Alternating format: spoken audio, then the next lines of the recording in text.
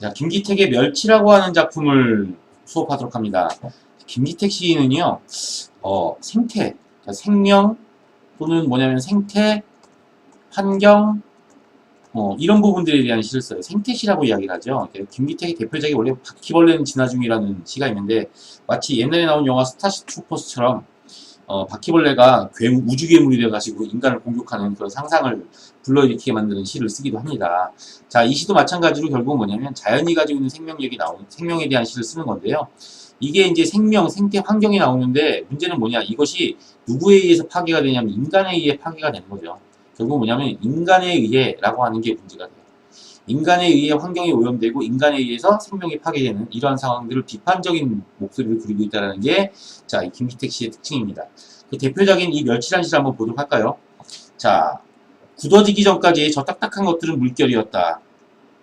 이번에 형광펜 안 칠할 거예요.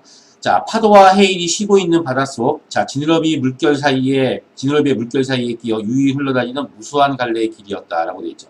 자, 일단은 굳어지기라는 말은 결국 죽음이죠. 그러니까 생명이 없어지는 겁니다. 자, 생명이 끊어지기 전까지 저 딱딱한 것들이니까 결국 반찬이 돼버린 거잖아. 맞은 멸치가 돼버리는 건데, 결국 이것도 생명이 없어진 것에 해당이 되는 겁니다. 것들은 물결이었다. 자, 파도와 해일이 쉬고 있는 바닷속 하고 나와있죠. 자, 지느러미의 물결 사이에 끼어 유유히 흘러다니던 무수한 갈래의 길이었다 라고 나와있죠. 여기서 계속 나오는 게 뭐냐면 이 물결이 나오고 또 물결이 나와요. 그쵸? 이게 나오는 건데 여기에는 뭐냐면 무수한 갈래의 길이야. 그럼 길이 무수히 많은 갈래의 길이 나오면 우리가 어디로 가야 되지 하고 헤맬 수도 있겠지만 부정적으로 보면, 근데 이걸 긍정적으로 본다면 이건 뭐가 되는 거냐면 자유의 의미가 되는 거예요. 결국 죽기 전까지 이 멸치들은 자유로운 존재였다는 얘기가 되는 거죠. 이게 여기까지 보는데, 일단은 여기서는 1차적으로 굳어진다, 딱딱한다 라고 하는 게 나오죠. 여기서 1년에서 보게 되면 이게 뭐냐면 경직성인 거예요. 경직성. 딱딱하다, 경직. 경직과 뭐의 대립이 일어나는 거냐면 물결이니까요. 소프트한 거죠. 부드러움의 이미지가 나옵니다. 경직, 하드한 것과 부드러움의 이미지가 서로 이미지의 대립을 이루고 있다는 사실을 볼 수 있고요. 자, 두 번째 부분을 보면 그물이 물결 속에서 멸치들을 떼어냈던 것이다 할 때 이때 그물이 나오죠. 이 그물이 나오는데 이때 그물이 뭐가 되는 거냐면 이때 그물은 여러분 알다시피 인공 뭐 이거죠. 인간이 물결 속에서 멸치들을 떼어냈던 것이다. 멸치와 이 부드러움이라고 하는 생명력, 자유를 억압했다는 얘기예요. 햇볕에 꼿꼿한 직선들 하고 나와있죠. 맞습니까? 그럼 결국은 뭐냐? 이 햇빛도 문제가 되는데 햇빛이 문제가 되는 게 뭐냐면 꼿꼿한 직선이에요. 그러니까 결국 꼿꼿한 직선은 뭐냐면 굳어진 것과 딱딱한 것과 똑같은 거죠. 결국은 이것도 마찬가지로 뭐냐면 생명을 앗아가는 존재에 해당이 되는 거예요. 경직되어 있는 거예요. 그죠? 예, 그러니까 우리는 굳어진다, 딱딱하다, 꼿꼿한 직선이라는 다 뭐냐면 경직성의 의미를 해석을 하셔야 돼요. 그쵸? 자, 틈에 끼자마자 부드러운 물결은 팔딱거리다, 길을 잃었을 것이다 하고 나오죠. 부드러움의 이미지 나오잖아요. 물결이잖아요. 그러니까 여기 나오는데 물결, 부드러움 나오잖아요. 근데 이게 결국 뭐야? 인간의 힘에 의해서 생명력이 없어진 거죠. 결국 길을 잃었다는 말은 방황했다가 아니라 생명의 상실을 의미하는 겁니다. 이렇게. 자, 바람과 햇볕이 달라붙어 물길을 빨아들이는 동안 바다의 무늬는 뼈다귀처럼 남아 이렇게 나와 있죠. 자, 멸치의 등과 지느러미 위에서 딱딱하게 굳어졌던 것이다. 또 뭐가 나와요? 경직성의 이미지가 나오죠. 자, 모래더미처럼 길거리에 쌓이고 건어물 집에 푸석한이란 말은 건조한 공기에 풀리다가 라고 나와 있죠. 이게 이제 나오게 되는 게 뭐가 또 문제가 되는 게 뭐냐면 여기에 푸석한이란 말이 또 나와요. 푸석한 공기하고 나오죠. 메마른 겁니다. 기름에 튀겨지고 접시에 담겨졌던 것이다 하고 나오는데요. 여기 보면 이 푸석한 공기는 뭐랑 대립이냐면 바로 물결이 가지고 있는 물기랑 대립이 되는 거예요. 그럼 결국은 여기서는 푸석한 공기니까 뭐예요? 드라이한 이미지죠. 그러니까 이 드라이한 것과 결국 뭐야? 이제 물이 가지고 있었으니까 맞습니까? 좀 습한이라는 의미가 되었으니까 결국 뭐야라? 워터풀한 게 대립을 이루고 있는 거야. 그럼 결국은 아까는 경직과 부드러움의 대립, 이번엔 드라이한 것과 그 다음에 뭐야? 물기가 많은 것 사이의 대립이 이루어지게 되는 거죠. 자, 그 다음에 이제 D를 읽어보면 어떻게 되는 거냐면요. 지금 젓가락 끝에 이렇게 나오죠. 깍두기처럼 딱딱하게 잡히는 이 멸치에는 하고 나오죠. 결국은 여기서는 또 깍두기 나오죠. 이것도 마찬가지로 뭐야? 경직성의 이미지예요. 두껍고 뻣뻣한 공기하고 나왔잖아요. 뻣뻣한이라는 말도 경직성의 의미에 해당이 되는 거예요. 뚫고 흘러가는 바다가 있다라고 되어 있는데 여기까지 가는 건데 어디냐면요. 여기까지를 끊어주셔야 돼요. 지금 여기를 보시게 되면 어떤 내용들이 나오냐면 화면을 축소시키면요. 자, 여기서 우리가 좀 봐야 될 내용이 어떤 거냐면요. 이 B에서부터요. 보게 되면 여기서부터 여기 끄는 부분까지 결국 뭐냐면 멸치가 죽음에 이르는 과정이죠. 결국 뭐냐 멸치가 인간에 의해서 파괴되는 과정이야. 멸치의 뭐가요? 생명이 파괴되는 그쵸? 과정이 여기서 그려지고 있다. 이렇게 판단하시면 되는 거죠. 그러니까 여기서 뭐야? 우리가 포획된다고 그러죠. 잡힙니다. 그쵸? 잡히고 자 여기서는 결국 뭐가 되는 거냐면 육지에서 뭐야 방치되는 겁니다. 그리고 이제 뭐가 되냐면 요리가 되는 거죠. 이렇게 방치되다가 요리가 되는 이런 과정들을 그리고 있는 겁니다. 그래서 여기서부터 여기까지의 요만큼의 과정은 당연히 뭐가 돼요? 시간의 흐름에 따른 내용들이 B, C, D 앞부분까지 이루어지게 되는 겁니다. 됐죠? 자 그럼 이제 좀 더 이어서 한번 작품을 보도록 할까요? 자 여기 보시게 되면 잘 안 보여요. 그죠? 근데 문제는 이렇게 반찬이 돼버렸던 자꾸 놓쳐요. 자, 반찬이 돼버렸는데 그 속에 비록 지금은 죽어버린 생명체지만 그 안에는 바다가 있다고 돼 있어요. 바다가 있다는 말은 결국 뭐냐? 아직도 생명의 흔적이 남아있. 바다가 있다라고 된 말은 여전히 뭐냐면 생명의 흔적이 남아있다는 얘기예요. 지느러미가 있죠. 그리고 뭐냐면 또 물결이 있다고 돼 있잖아요. 그러니까 지느러미도 결국 이렇게 흘러가지 딱딱딱딱 흘러가진 않잖아. 결국 바다가 있다. 자, 바다가 있다.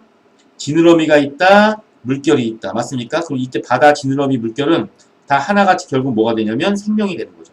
아직까지 생명의 흔적이 완전히 끝나지 않고 아직까지 멸치볶음이 되는 과정에서도 그 무늬 속에 생명의 흔적이 가능성이 남아있다는 얘기예요. 그러니까 생명의 가능성이 남아있다는 얘기입니다. 그래서 이 작은 물결이 하고 나오죠. 지금도 멸치의 몸통을 비틀고 있는 이 작은 무늬가 잘 보십시오. 이 작은 물결이 하고 나와 있어요. 작은 물결은 바다의 물결에 해당이 돼요. 생명이죠. 이 생명이 어디 안에 들어가 있는 거냐면요. 지금도 멸치의 몸통이면 이 지금도는 결국 뭐냐면 요리가 되어 있는 현재예요. 요리가 된 그쵸? 멸치의 몸통을 뒤틀고 있는 이 작은 무늬가 하고 나왔어요. 작은 무늬가 결국 물결로 이어지면서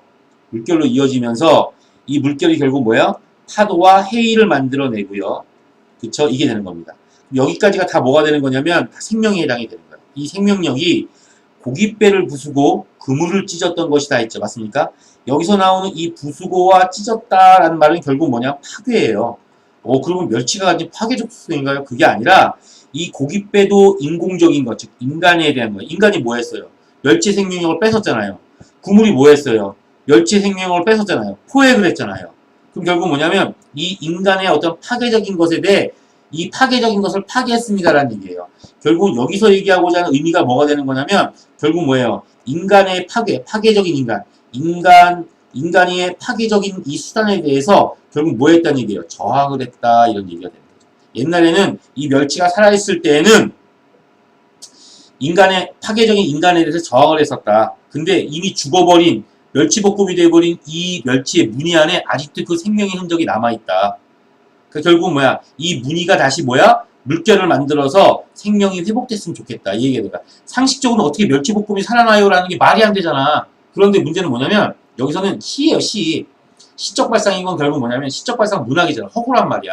그러니까 결국 뭐냐?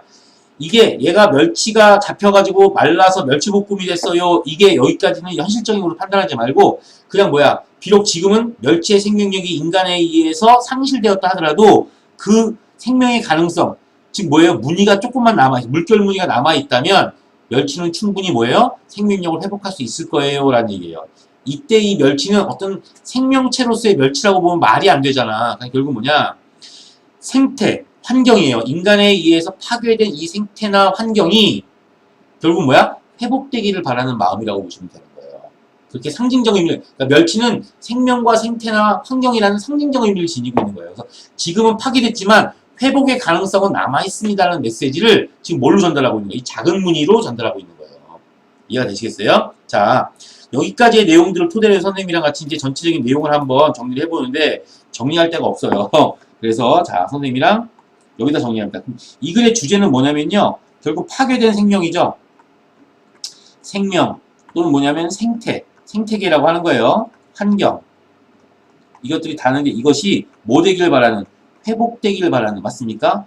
회복의 소망을 그리고 있는 게 이 시의 핵심이에요. 알았어? 이 시의 메인은 그래서 결국 뭐냐, 여기서의 멸치는 멸치 볶음이 됐어요. 이렇게 판단하지 마시고, 이게 멸치가 방금 얘기했죠. 아까 서사적 구조로서 포획됐고, 그래서 요리가 되고 보관되고, 그 다음에 뭐냐면 요리가 된 이 과정들이 나오는데, 이 과정은 액면 그대로 판단하지 마시고, 이거 자체가 결국 뭐가 되냐면 인간에 의해서 결국 뭐냐면 이 생명이 파괴되는 과정으로 봐야 돼요.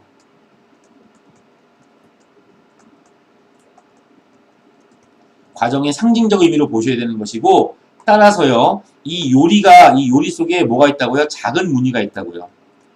이 작은 무늬가 결국 뭐냐면 물결과 동일시되는 무늬라고요. 그러면 결국은 뭐냐, 우린 또 이것도 마찬가지로 우리가 어떻게 판단하냐면 이 작은 무늬, 물결은 생명을 보여주니까 결국 뭐냐면은 이 파괴됐지만, 맞잖아, 그쵸? 파괴됐지만 아직도 남아있는 생명이에요. 조금이나마 가능성이 남아있는 거죠. 있는 생명이 되는 거예요. 그래서 여기서부터 뭐가 되냐면 생명 회복의 가능성이 보이는 거예요.